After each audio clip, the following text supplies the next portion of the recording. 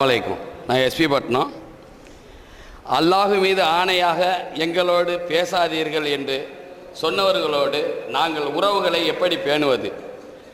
அல்லாஹு கூறுகிறான், நேசிக்க உறவுகளை நேசிக்க சொல்கிறான். மனம் புண்பட பேசியும் எங்களை புறக்கணிக்கின்றவர்களை நாங்கள் புறக்கணிக்கலாமா?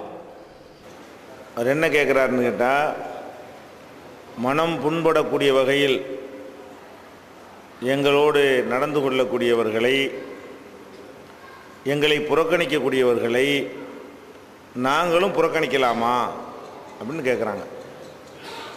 இஸ்லாத்தை பொறுத்த வரைக்கும் நமக்கு யாராவது அநீதி இழைப்பார்கள் என்று சொன்னால் அந்த அநீதிக்கு பதில் கொடுப்பதுக்கு மார்க்கத்தில் உரிமை இருக்கிறது. நம்மளை ஒருத்தர் ஏசுகிறாருன்னு வைங்களேன், நம்ம திருப்பி ஏசலாம், மார்க்கத்தில் குற்றம் கிடையாது. அதே அளவில் இருக்கணும். கணக்கு என்னது? அதுக்கு சமமாக இருக்கணுமே தவிர அதை விட அதிகமாகிடக்கூடாது. ஒருத்தர் அடித்தார்னு சொன்னால் நம்ம திருப்பி அடிக்கிறது கூட மார்க்கத்தில் உரிமை இருக்கிறது. ஆனால் அது அவர் அடித்த அடியை விட அதிகமாகிடக்கூடாது. இப்படி உரிமை இருந்தாலும் மன்னித்து விடுவது சிறந்தது அப்படிங்கிற ஒரு நிலையும் மார்க்கத்தில் இருக்கிறது.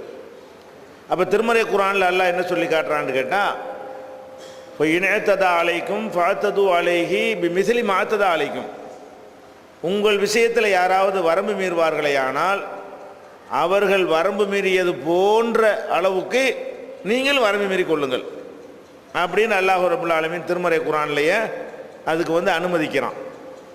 அதே மாதிரி லா யுஹிப்புல்லாஹுல் ஜஹர பிஸ்ஸூஇ இல்லாமல் துலிம, ஒருவன் தீய சொற்களை பேசுவதை அல்லாஹ் விரும்ப மாட்டான். தீய சொற்கள், கடுமையான சொற்களை எல்லாம் அல்லாஹ் விரும்புறது கிடையாது. இல்லாமல் துலிமை, யார் அநீதிக்கு உள்ளாக்கப்பட்டானோ அவனை தவிர. ஒரு ஆள் அநீதி அக்கிரமம் போட்டு அடிக்கிறோம், அவன் அடியை வாங்கிட்டு போடா நாயேன்னு திட்டினா தப்பு கிடையாது. ஏன்? அவன் அநீதிக்கு உள்ளாக்கப்பட்டு இருப்பானேயானால் அவன் வாயிலிருந்து, பாதிக்கப்பட்டவனுடைய வாயிலிருந்து கடுமையான சொற்களை பதிலாக பிரயோகிப்பது அது அல்லாஹ்வே குர்ஆனில் அனுமதிக்கிறான். அல்லாஹ் பொதுவாக சாதாரணமான நிலையில் தான் இந்த மாதிரியான தீய சொற்களை விரும்புவது இல்லையே தவிர, அநியாயத்திற்கு ஒருத்தன் உள்ளாகிவிட்டான்னு சொன்னால் அதை அல்லாஹ் அதை வெறுக்கிறது கிடையாது. சரி, பாதிக்கப்பட்ட உணர்வு அப்படின்னு சொல்லி அதை அல்லாஹ் எடுத்துக்கொள்கிறான். ஆனால் வான் தாஃபு அக்ரபுல் தக்வா, நீங்கள் மன்னித்து விடுவதற்குதே அதுதான் தக்வாவுக்கு சிறந்தது, இறையச்சத்திற்கு சிறந்தது என்று அல்லாஹ் சொல்லி காட்டுறான். இப்போ நம்மளோட ஒருத்தர் பகைமை பாராட்டி துன்புறுத்தி பிரச்சனையாக்கி அது மாதிரி நடக்கிறாருன்னு வைங்க, அந்த மாதிரி நேரத்தில் அவர் இணங்கி வருவாரையானால் நம்ம என்ன செய்யலாம்? அதை மன்னித்து விடுவது சிறந்தது. நீ இவ்வளவு செஞ்சதுனால அதுக்கெல்லாம் ஒரு கணக்கு தீர்த்துட்டு தான் நான் உன்னோட உறவு வச்சுக்கிறேன்னு சொன்னால் அதுக்கு உரிமை இருக்கிறது. அப்போ இதில் நம்ம உரிமை இருக்கிறது என்பதை விரும்பினால், தேர்ந்தெடுத்தால் அதில் நமக்கு மார்க்கத்தில் அனுமதி இருக்கிறது. சிறந்ததை தேர்ந்தெடுத்தால் மார்க்கத்தில் கூலி இருக்கிறது, நன்மை கிடைக்கும். அப்போ நம்ம பாவமும் இல்லாமல் நன்மையும் இல்லாமல் நம்ம கணக்கு தீர்த்து கொள்ளலாம் என்று முடிவெடுத்தீங்க என்று சொன்னால் அதை மார்க்கம் என்ன செய்யாது? தடுக்காது. மார்க்கத்தில் அதுக்கு அனுமதி இருக்கிறது. உங்களை சொந்தக்காரங்க பகைக்கிறாங்களா, அதே அளவுக்கு நீங்கள் பகைச்சிக்கிடலாம். அடித்தா அதே அளவுக்கு அடிச்சிக்கிடலாம், புண்படுத்தினா அதே அளவுக்கு புண்படுத்திக்கிடலாம்.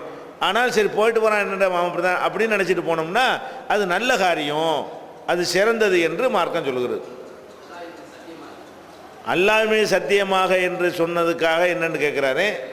அல்லாஹ்வின் சத்தியமாக உன்னோட பேச மாட்டேன், அல்லாஹ்வின் சத்தியமாக உன்னை உறவு வைக்க மாட்டேன் அப்படின்னு ஒருத்தர் சொன்னால் அதுக்கு பிறகு அவர் பேசலாமா என்று கேட்குறாரு. அல்லாஹ்வின் மீது சத்தியம் பண்ணுறதை பொறுத்த வரைக்கும் அதுலேயும் மார்க்கம் ரெண்டு விதமாக தான் பிரிக்கிறது. ஒருவன் அல்லாஹ் மேலே சத்தியம் பண்ணி ஒரு காரியத்தை செய்ய மாட்டேன்னு சொல்லிட்டான், ஆனால் அதை செய்கிறது தான் நல்லது என்று அவனுக்கு தெரிய வருகிறது. அதாவது அந்த சத்தியத்தை நிறைவேற்றுவதை விட நிறைவேற்றாமல் இருப்பது தான் சிறந்தது, அதான் மார்க்கத்தில் உகந்தது என்று தெரிய வரும் பொழுது அந்த சத்தியத்தை விட்டுட்டு எது சிறந்ததோ அதை செய்ய வேண்டும் என்று மார்க்கம் சொல்லுகிறது. நபிகள் நாயகம் ஸல்லல்லாஹு அலைஹி வஸல்லம் அவங்கள்ட்ட ஒரு வெளியூர்லேருந்து ஒரு உதவி கேட்டு ஒரு கூட்டம் வர்றாங்க. நாங்கள் ஊருக்கு போகணும், எங்களுக்கு ஒரு வாகனம் கொடுங்க. வாகனம்னா ஒட்டகம் குதிரை ஜக்காத்தில் வரும் இல்லையா, அது மாதிரி கொடுங்கன்னு கேட்குறாங்க. அப்போ ரசூல் ஸல்லல்லாஹு அலைஹி வஸல்லம் என்ன சொல்கிறாங்கன்னு கேட்டால், அல்லாஹ் மேலே சத்தியமாக அதெல்லாம் உங்களுக்கு தர முடியாது அப்படின்ட்டாங்க. அதுக்கப்புறம் என்ன செய்கிறாங்கன்னா அவங்க தங்குறாங்க, அந்த பள்ளிவாசலில் அவங்க தங்குறாங்க. பிறகு சில ஒட்டகங்கள், ஜக்காத்து ஒட்டகங்கள் வருது. அப்போ இல்லாதனால அப்படி சொல்லிவிட்டாங்க. ஜக்காத்து ஒட்டகங்கள் வருது. வந்தவுடனே யார் இந்த ஒட்டகம் கேட்ட ஆளுங்க யாருன்னு கூப்பிட்றாங்க. நாங்கள் தான் சொன்ன உடனே ரசூல் ஸல்லல்லாஹு அலைஹி வஸல்லம் என்ன பண்ணுறாங்கன்னு கேட்டால், இந்தாங்க எடுத்துகிட்டு போங்க. அப்போ அந்த சஹாபாக்கள் யாவும் காட்டுறாங்க, நீங்கள் அல்லாஹ் மேலே சத்தியமாக தரமாட்டேன்னு சொன்னீங்களே, ஒட்டகம் உங்களுக்கு தர முடியாதுன்னு சொல்லி சும்மா சொல்லாமல் அல்லாஹ் மேலே சத்தியமாக தரமாட்டேன்னு சொல்லிவிட்டீங்களே அப்படின்னு கேட்கும் பொழுது, நான் அல்லாஹ் மேலே சத்தியம் செஞ்சாலும் அதை விட சிறந்ததை கண்டேனையானால் சத்தியத்தை முறித்துவிட்டு சிறந்ததை செய்து விடுவேன். ஒருத்தர் உதவி செய்கிறது சிறந்ததா, உதவி செய்யாமல் இருக்கிறது சிறந்ததா? செய்கிறது சிறந்தது. செய்ய மாட்டேன்னு சத்தியம் பண்ணிவிட்டாங்க. செய்ய மாட்டேன் என்பதை விட ஒரு தேவைப்படக்கூடிய ஒரு உதவி செய்தல் என்பது சிறந்தது. அப்போ ரசூல் ஸல்லல்லாஹு அலைஹி வஸல்லம் என்ன பண்ணுறாங்க, அல்லாஹ் மேலே சத்தியம் பண்ணிட்டு தரமாட்டேன்னு சொன்னாங்கல்ல, அதை முறிச்சிட்டு என்ன பண்ணுறாங்க, தர அந்த சத்தியத்துக்கு எதிரான ஒரு காரியத்தை செய்கிறாங்க. ஆனால் இப்படி செஞ்சால் சத்தியத்தை முறிப்பதற்குன்னு கஃபாரா இருக்குது மார்க்கத்தில், பரிகாரம். அதை செய்யணும். அது என்ன பரிகாரம்? உதாரணம், அல்லாஹ் மேலே சத்தியமாக உன்கிட்ட பேச மாட்டேன் அப்படின்றோம். பேசாமல் இருக்கிறது சிறந்ததா, பேசுவது சிறந்ததா? பேசுவது சிறந்தது. அப்போ நம்ம என்ன பண்ணணும், அல்லாஹ் மேலே சத்தியமாக பேச மாட்டேன்னு சொன்னாலும் அந்த சத்தியத்தை ஓரம் கட்டி விட்டு பேசுவது என்பதை தேர்ந்தெடுத்து கொள்ளணும். ஏன்? ஒருத்தருக்கு ஒருத்தர் பேசிக்கொள்வது, அன்பு செலுத்துவதெல்லாம் மார்க்கத்தில் சிறந்த காரியம். பேசாமல் இருக்கிறது மார்க்கத்தில் நல்ல காரியம் இல்லை. அப்போ அவர் நல்ல காரியத்தை செய்வதாக பேச மாட்டேன்னு சத்தியம் செஞ்சாருன்னு சொன்னால் அதை முறிச்சிட்டு சோமாரியப்பா நம்மளால் முந்தி போய் பேசிட வேண்டியது. ஆனால் அல்லாஹ் மேலே சத்தியமானு பயன்படுத்தி இருக்கிறோமே, அதுக்குன்னு உள்ள பரிகாரத்தை செய்யணுமே. அது என்ன பரிகாரம்? ஒரு அடிமையை விடுதலை செய்கிறது. அப்போ இந்த காலத்தில் அடிமை இல்லை, அதை விட்டுருங்க. 10 ஏழைகளுக்கு உணவளிக்கணும், 10 ஏழைகளுக்கு உடை அளிக்கணும், ஏதாவது ஒன்று. 10 ஏழைக்கு உணவு அளிக்கலாம், அல்லது 10 ஏழைக்கு ட்ரெஸ் வாங்கி கொடுக்கலாம். அதுவும் முடியலைன்னு சொன்னால் 3 நோன்பு வைக்கணும். அல்லாஹ் மேலே சத்தியமாக இதை செய்ய மாட்டேன்னு சொல்லிட்டு அதை நம்ம முறிக்கிறதா எந்த காரியமாக இருந்தாலும் சரி, முறிக்கிறதாக இருந்தால் முறிக்கிறதுக்கு செய்ய வேண்டிய பரிகாரம் என்ன? 10 ஏழைக்கு சாப்பாடை கொடுங்க, 10 ஏழைக்கு ட்ரெஸ் வாங்கி கொடுங்க, இல்லைன்னா 3 நோன்பு வைத்து விடுங்க. இந்த 3 நோன்பு வச்சோம்னா என்ன ஆயிரும்? ஏன் என் மேலே சத்தியம் பண்ணிட்டு நீ முறிச்சே நல்லா கேட்க மாட்டான். அப்போ அல்லாஹ் மேலே சத்தியமாக பேச மாட்டேன் என்று யாராவது சொல்லிவிட்டாரையானால் அவர் என்ன செய்யணும், அதை பேசுவது நல்லது தானே. அதனால் பேச மாட்டேங்கிறத உடைச்சிப்புட்டு பேசுறதுங்கிற ஒரு முடிவை எடுத்துட வேண்டியதான். அதே மாதிரி அல்லாஹ் குர்ஆனில் கூட சொல்லி காட்டுறான், லா தஜாலுல்லாஹ் உருளத்தன் லி ஐமானிக்கும், உங்களுடைய சத்தியங்களை என்ன செய்யுங்க, அல்லாஹ்வை உங்களுடைய சத்தியங்களை வைத்து கொண்டு ஒரு தடைக்கல்லாக ஆக்கிறாதீங்க. நல்லது செய்வதற்கு தான் அல்லாஹ்வை யூஸ் பண்ணணுமே தவிர அந்த பர்ரு நன்மை செய்வதற்கு தடையாக நீங்கள் சத்தியத்தை ஆக்கிறாதீங்க. அல்லாஹ் மேலே சத்தியமாக உனக்கு உதவ மாட்டேன், அல்லாஹ் மேலே சத்தியமாக உனக்கு செருப்பால் அடிப்பேன்னு சொல்லலாமா? அது மாதிரி சொன்னால் அல்லாஹ்வுடைய பெயரை நல்லது செய்ய மாட்டேன் என்பதற்கு நம்ம பயன்படுத்துகிறோம். அப்படி பயன்படுத்தக்கூடாது என்றும் திருக்குர்ஆனில் என்ன இருக்குது, தடை இருக்கிற காரணத்தினால முடிஞ்ச அளவுக்கு என்ன செய்யணும், நல்ல விஷயத்துக்கு சத்தியம் செய்யணும். சத்தியம் செய்யும் பொழுது நம்மளை அறியாமல் நல்லதை விட கொஞ்சம் 2ஆம் நிலையில் உள்ள ஒரு காரியத்தை செய்வதாக சத்தியம் செஞ்சிட்டோன்னு சொன்னால் நம்ம என்ன செய்யணும், அந்த சத்தியத்தை முறிச்சிட்டு அந்த நல்லதை செஞ்சிடணும்.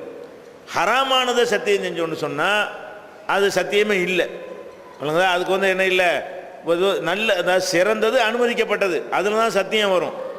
அனுமதிக்கப்பட்டதை செய்ய மாட்டேன்னு சத்தியம் செஞ்சு விட்டு முறிச்சிட்டு சிறந்தது தேர்ந்தெடுத்து கொள்ளலாம். தடுக்கப்பட்டதை ஒருத்தன் செய்யறான், அல்லாஹ் மேலே சத்தியமாக நான் குடிப்பேங்கிறான், சாராயத்தை குடிப்பேங்கிறான், இவன் குடிக்கணுமா? இது சத்தியமே கிடையாது, இது ஹராமான. அல்லாஹ் மேலே சத்தியமாக உன்னை கொள்ளுவேங்கிறான், கொள்றதுக்கு மார்க்கத்தில் அனுமதி இருக்குதா? இது மாதிரிலாம் ஒருத்தன் சொன்னான்னு சொன்னால் இதுக்கு பேர் என்ன இல்லை, இது சத்தியமும் கிடையாது, இது முறித்தலும் கிடையாது, இது கஃபாராவும் கிடையாது. இது ஒரு உளறல், கோவத்தில் சொன்ன உளறல் என்று என்ன செய்யணும், எடுத்துக்கொள்ளணும். அது அதோடு விட்டுருணும். அதை ஆஹா தௌபா தான் செஞ்சுக்கணும், இறைவா தெரியாமல் பேரை பயன்படுத்திட்டேன். அதை தடுக்கப்பட்ட காரியங்களில் சத்தியம் கிடையாது. நேர்ச்சை சத்தியம்லாம் ஒரே மாதிரி சட்டம். ரசூல் ஸல்லல்லாஹு அலைஹி வஸல்லம் சொல்கிறாங்க, லா நதர ஃபீ மாசியத்தின், பாவங்களில் நேர்ச்சைங்கிறது கிடையாது. அல்லாஹ் மேலே சத்தியமாக நான் ஒரு கொலை செய்வேன், அல்ல அல்லாவுக்காக நான் கொலை செய்வேன் அப்படின்லாம் ஒருத்தன் நேர்ச்சை பண்ணான்னு வைங்க, அது நேர்ச்சை, அதுக்கு பேர் அது நேர்ச்சை கிடையாது. அப்போ அந்த மாதிரி நம்ம என்ன செய்யணும், அல்லாஹ் மேலே சத்தியம் சொல்லியிருந்தார்களே ஆனால் அதை நம்ம சொல்லியிருந்தாலும் சரி, அவங்க செஞ்சாலும் சரி, அதுக்குரிய கஃபாராவை கொடுத்துவிட்டு, பரிகாரத்தை கொடுத்துவிட்டு என்ன செய்யலாம், பேசிக்கொள்ளலாம். அதில் தப்பு கிடையாது.